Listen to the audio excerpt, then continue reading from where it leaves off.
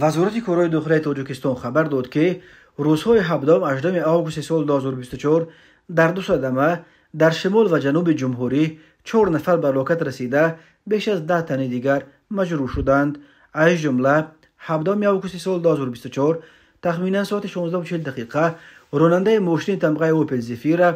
غایبوف حاج عمر سال تولدش 1995 ساکن نوی دیوشتیج هنگام حرکت در شورای دوشنبه خوجند چنوق از سمت شهر خوجند به سمت شهر استرفشان در کیلومتر 257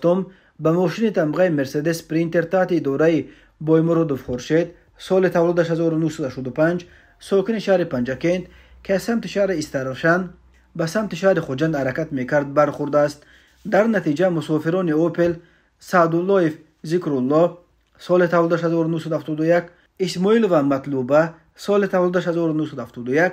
و نابالغ اسماعیلوف صبحیدین سال تولدش 2013 ساکنان نوی دیوشتیج در جای حادثه به هلاکت رسیدند. رانندگان هر دو ماشین غایبوف و بای مرودوف همچنین مسافران مرسدس پرینتر سید مرودوف اکمل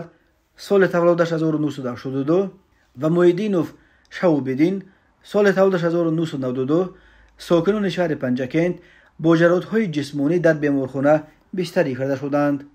همچنین 18 آگوست سال 2024 تخمینا ساعت 2:30 راننده ماشین برکش تمغه هینو ربیف کریم طلب شویویچ سال تولدش 1991 ساکن نویه وخش هنگام حرکت از سمت شهر دوشنبه به شهر بختر در حدود جماعت شهرک اوبکیک نویه خراسان از عهده اداره واسطه نقلیات نبر آمده به ماشین تمغه اوپل استرا تحت اداره خدای نظر دل شد سال تولدش 2003 ساکن شهر دوشنبه برخورده حرکت را دوام داده است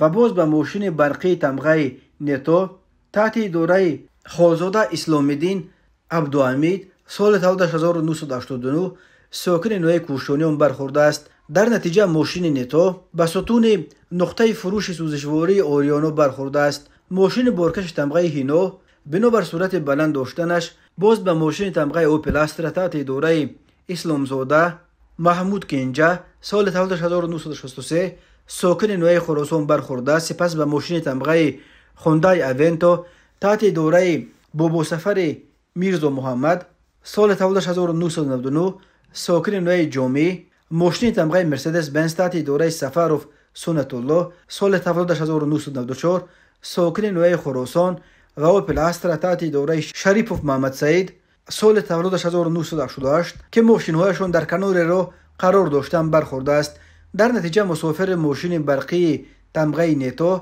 رسولوف سوراب سال تولدش 1961 ساکن نوی دوستی جراحت‌های وزنی جسمانی برداشته در جای حادثه به هلاکت رسیده است. راننده ماشین نتو خالزاده اسلامیدین و دیگر مسافرانش شکوروف محمد امین سال تولدش 1985 ساکن شهر دوشنبه اسمت الله زاده مهریدین سال تولدش 2004 ساکن نویه بلخی اینچنین راننده ماشین تمغه خوندای اونته بابو سفر با مسافرانش بابا جانوف زایر سال تولدش 1991